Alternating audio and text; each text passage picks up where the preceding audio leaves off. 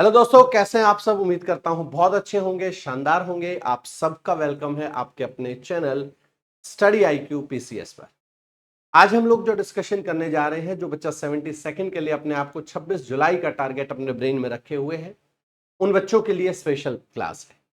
बाकी और बच्चा भी जो एग्जाम प्रिपरेशन कर रहा है, जिसको प्रीलिम्स का मेंस का एग्जाम देना होता है और खासकर प्रीलिम्स का, वो भी बच्चा इस सेशन को देख सकता है। उसके लिए भी बहुत इंपॉर्टेंट है। मैं यहां आप लोग के सामने 72nd जो 150 क्वेश्चन है हमारे, और टाइम हमारा जो 2 घंटे का है, उस 2 घंटे में इन 150 क्वेश्चंस को आप कैसे अटेम्प्ट करेंगे।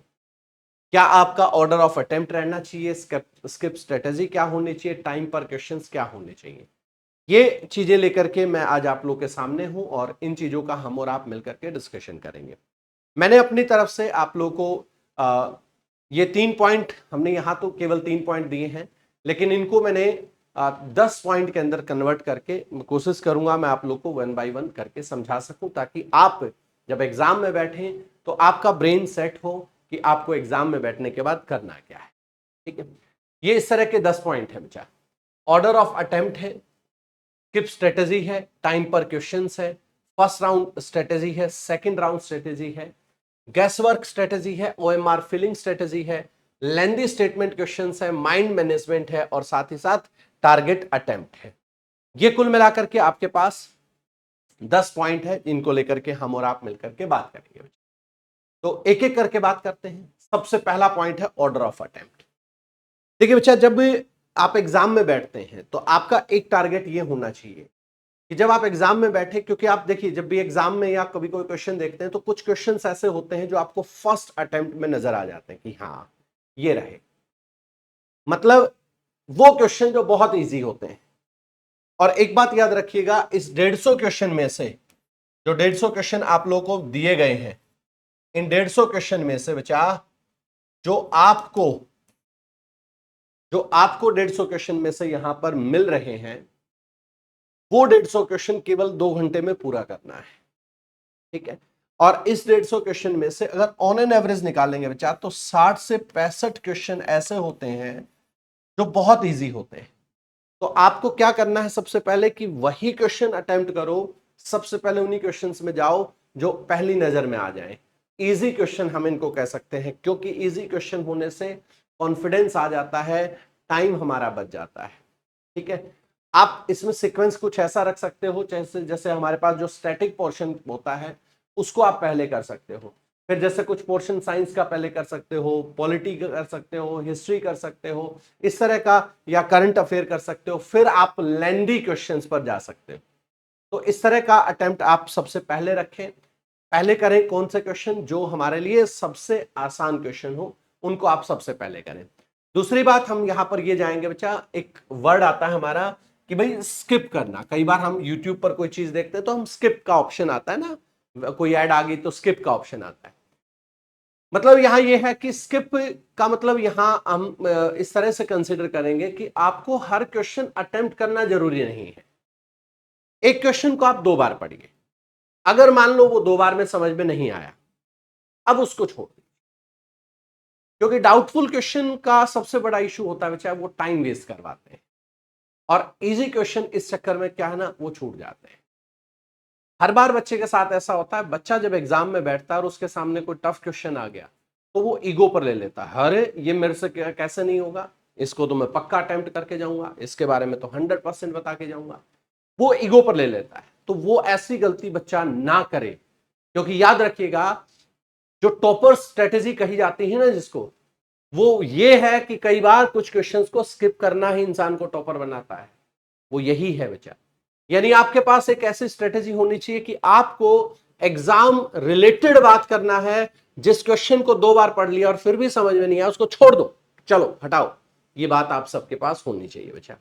फिर उसके बाद अगर हम टाइम पर क्वेश्चंस की बात करें कि सर हमारा टाइम पर क्वेश्चंस क्या होना चाहिए, आप चलो खुद बड़े समझदार बच्चे हो, खुद से आइडिया लगाते हैं। चलिए, क्वेश्चन कितने हैं, 150, मिनट कितनी है, 120, 150 क्वेश्चन 120 मिनट। ओवरऑल देखें तो 40 से 45 मिनट से ज्यादा अगर आपको एक क्वेश्चन पर रुकना भी नहीं चाहिए। एक क्वेश्चन पर आपको 40 से 45 सेकंड, सॉरी मिनट बोल गया था क्या मैं, सेकंड से ज्यादा आपको रुकना भी नहीं चाहिए बच्चा, तुरंत। और उसमें भी ये याद रखो कि जो इजी क्वेश्चंस हैं उनको 20 से 30 सेकंड में ही करना है, ताकि जो थोड़े बहुत लेंदी क्वेश्चंस हैं या जिनको हम टफ क्वेश्चंस कह रहे हैं उनके लिए हमारे पास एक्स्ट्रा टाइम बच जाए। ध्यान से सुनिएगा कि आपको 40 से 50 सेकंड से ज्यादा किसी भी क्वेश्चन पर नहीं रुकना है और इजी क्वेश्चन को 20 से 30 सेकंड के अंदर अंदर करना है, ताकि आपको टफ क्वेश्चंस और लेंदी क्वेश्चंस के लिए टाइम मिल जाए। फिर बात आती कि सर मान लो बहुत लेंदी क्वेश्चन है, तो वहां हम कितनी देर तक रुके?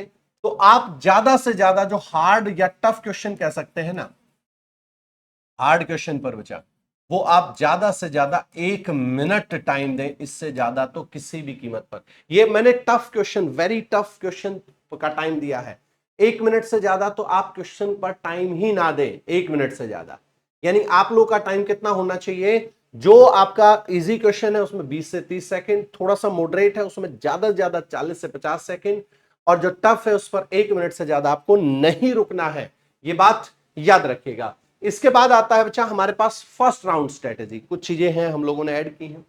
जैसे बच्चा कई बार है ना, पहले राउंड में जब आप पहला स्ट्रेटेजिकल राउंड कर रहे हो क्वेश्चंस को अटेम्प्ट करने का, तो आपके पास है ना शॉर्ट, आप ये कर सकते हो कि शॉर्ट क्वेश्चंस को अटेम्प्ट करना स्टार्ट करो कि जिनमें आप बड़े स्ट्रॉन्ग हो। ठीक है, क्योंकि ये होता है बच्चा कि जो क्वेश्चन जितना जल्दी अटेम्प्ट होगा ना, वैसे वैसे आपके ऊपर से प्रेशर हटता चला जाएगा, और एग्जाम का प्रेशर बच्चे को पैनिक कर देता है। तो जितना ज्यादा आप अटेम्प्ट करेंगे शॉर्ट क्वेश्चंस को, उतना आप प्रेशर को रिलीज करेंगे। यानी पहले मतलब ये मान करके चलो 60 से 70 क्वेश्चंस को, 60 से पहली स्ट्रेटेजी के अंदर 60 से 70 क्वेश्चंस को आप बहुत स्ट्रॉन्ग कर लें, उनको तुरंत पहले अटेम्प्ट में अपने आप में पढ़ ले जरूर। 60 से 70 क्वेश्चंस को कर लें, इससे क्या होगा, आपका प्रेशर खत्म हो जाएगा। फिर जब सेकंड राउंड स्ट्रेटेजी पर जब आप लोग आए, तो इसमें क्या होना चाहिए? इसमें हमें उन क्वेश्चंस पर ध्यान देना है जिनमें हम थोड़े से कंफ्यूजन में थे, जिनमें हमें लग रहा था कि 50-50% था। ठीक है, पहले राउंड में उन पर काम करना है जिन पर हम 100% श्योर हो। दूसरे राउंड में हमें उन पर काम करना है जिनमें हम 50-50 जो है हमारा कंफ्यूजन चल रहा हो, उनमें काम करो। तो ऐसे क्वेश्चंस में आप एलिमिनेशन टेक्निक यूज करो। ठीक है, एलिमिनेशन टेक्निक। देखो, अगर यहां भी आप बहुत ज्यादा दिमाग लगाओगे तो ऑटोमेटिक प्रेशर बनता हुआ चला जाएगा, जिससे जो आगे भी कोई क्वेश्चन ऐसा होगा जो आप थोड़ा सा ब्रेन से उसको सोल्व कर सकते हो, वो आप नहीं कर पाओगे। तो आपको यहां बहुत ज्यादा जो है बच्चा पैनिक नहीं होना, एलिमिनेशन मेथड यूज करना है, और एलिमिनेशन मेथड से गलत ऑप्शन को हटा करके आप अपने क्वेश्चन का आंसर निकालेंगे यहां से। ये आपकी सेकंड राउंड स्ट्रेटेजी होनी चाहिए। फिर हम बात करते हैं कि गैस वर्क स्ट्रेटेजी हमारी क्या होनी चाहिए। देखिए एक चीज होती है बच्चा, कई बार क्या होता है ना, बच्चा ब्लाइंड अटेम्प्ट करने लग जाता है। बस उसको ये लग रहा था, उसका कहता कि मेरा सर इंटेंशन यही था, मेरा मतलब अंदर से फीलिंग ये थी कि भाई ये क्वेश्चन करेक्ट हो, आंसर करेक्ट होगा, सर ये गलत हो गया। तो आपको ना ब्लाइंड गैस नहीं करना है, उसको अवॉइड करो। अगर आप दो ऑप्शन को एलिमिनेट मतलब हो रहे हैं आप, तो आप वहां इंटेलिजेंट गैस करो। ठीक है, क्योंकि एक्यूरेसी जो है ना, वो बीपीएससी का सबसे बड़ा वेपन होती है बच्चा। ब्लाइंड गैस मत करो। दो क्वेश्चंस का अटेम्प्ट एलिमिनेट हो गए, दो आपके पास रह गए, तो अब इंटेलिजेंट गैस करना स्टार्ट करो यहां से। ठीक है, इंटेलिजेंट गैस करना स्टार्ट करो बच्चा, तो ब्लाइंड नहीं करना। उसके बाद ओएमआर फिलिंग स्ट्रेटेजी। देखिए, अब आपके सामने क्लियर है कि आपको 150 ओएमआर फिल करने हैं, 150 आपको सर्कल फिल करने ही करने हैं। ये आपके सामने हो गया। ठीक है, कोई इसके अंदर अब दो राय नहीं, क्योंकि बीपीएससी ऑलरेडी इस बात का अनाउंस कर चुका है।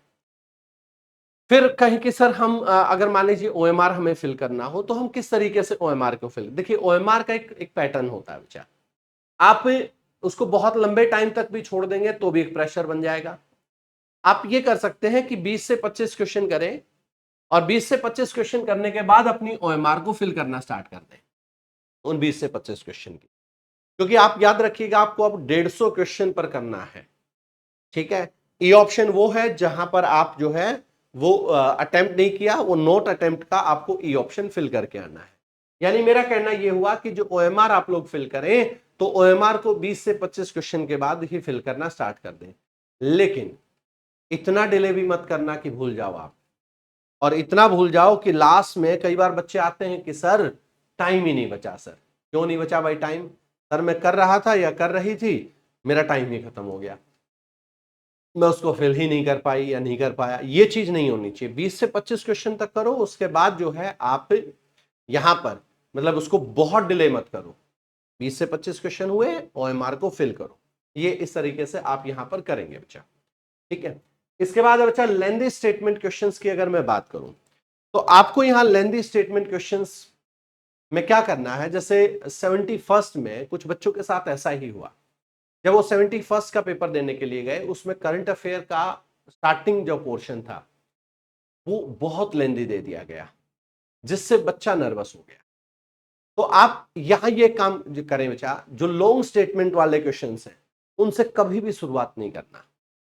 लॉन्ग स्टेटमेंट के क्वेश्चंस को तो तुरंत दिखते ही उनको पहले बोल दो कि भैया साइड हो जाओ, हम बाद में आएंगे। आएंगे जरूर आप लोग के पास, लेकिन बाद में आएंगे। क्योंकि क्या होता है ना बच्चा, लॉन्ग स्टेटमेंट के क्वेश्चन आपको डिमोटिवेट कर देंगे। पहले हमेशा उन क्वेश्चंस को पकड़िए जो फैक्चुअल क्वेश्चंस हो, उनको खत्म करें और फिर जो लेंदी क्वेश्चंस हैं उनके पास जाएं। मतलब अगर आप शुरुआत में ही लेंदी क्वेश्चंस के पास चले गए तो आप डिमोटिवेट हो गए। तो आपको क्या करना है, पहले शॉर्ट क्वेश्चंस के पास जाना है, उन क्वेश्चंस के पास जिनको आप इजीली अटेम्प्ट कर सकते हो, ठीक है बच्चा। फिर एक सबसे बड़ी बात आती माइंड मैनेजमेंट। भाई मैं बता देता हूं, ये जो माइंड मैनेजमेंट है ना हमारा, माइंड मैनेजमेंट, ये सबसे बड़ा गेम होता है एग्जाम को क्लियर करने का। अब आप कहेंगे सर वो कैसे? देखिए कई बार क्या होता है ना, एग्जाम में बच्चे का सबसे बड़ा दुश्मन कौन है एग्जाम में? उसका पैनिक होना। बच्चा पैनिक हो जाता है बहुत जल्दी। कैसे पैनिक हो जाता है बच्चा? पैनिक ऐसे हो जाता है कि अगर उसके सामने 4 से 5 क्वेश्चन टफ आ गए ना, तो बच्चा एकदम से पैनिक हो जाएगा।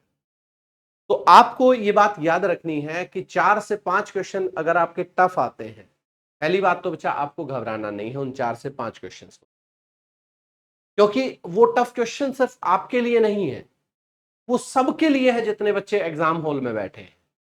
वो टफ क्वेश्चन मतलब ये मानिएगा कि वो तो सबके लिए ही है। जितना 72nd बच्चा देगा वो सबके लिए टफ थे, वो आपके लिए थोड़ी थे।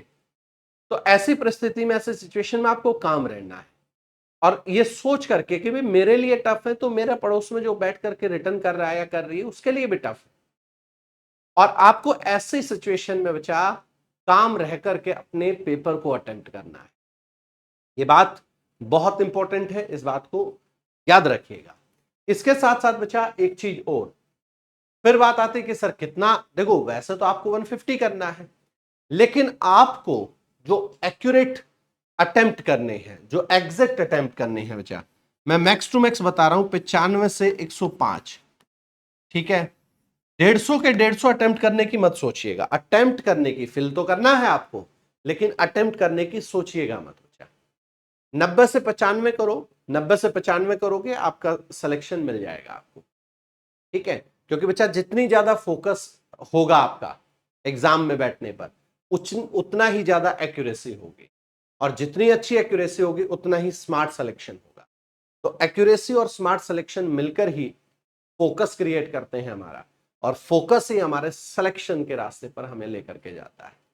तो अब आपका प्रीलिम्स आ चुका है और मैंने बहुत छोटी छोटी बातों पर डिस्कशन किया कि आपका ऑर्डर अटेम्प्ट कैसे ऑर्डर में आपको करना है, किस तरह की आपकी स्किप स्ट्रेटेजी होनी चाहिए, कितना टाइम आप एक क्वेश्चन पर देंगे।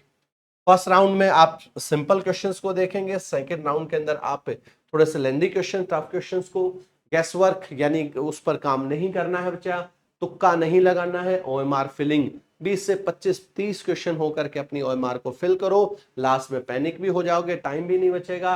लेंदी क्वेश्चंस को हटाओ, पहले सिंपल करो ताकि प्रेशर अपने ब्रेन से रिलीज हो जाए। माइंड मैनेजमेंट कि जो इस तरह के टफ क्वेश्चंस हो, उन टफ क्वेश्चंस को लेकर के पैनिक नहीं होना, बिल्कुल रिलैक्स रहना है। और टारगेट क्या होना चाहिए? 95 से 105 आपका टारगेट होना चाहिए, ठीक है। तो एक ये छोटा सा आप लोग के लिए एक क्लास था जिसमें मैंने आप लोगों से डिस्कशन किया। और उम्मीद करूंगा कि आप जब 72nd अब दे करके आएंगे तो ये लेक्चर, ये टॉपिक आप लोग के लिए बहुत काम आएगा और कहीं ना कहीं आप इसका एग्जाम में बैठने पर यूज भी करेंगे। तो सेशन को हम यहीं पर रोकते हैं और किसी दूसरे सेशन में आपसे मिलते हैं। Thank you so much. जय हिंद, जय भारत।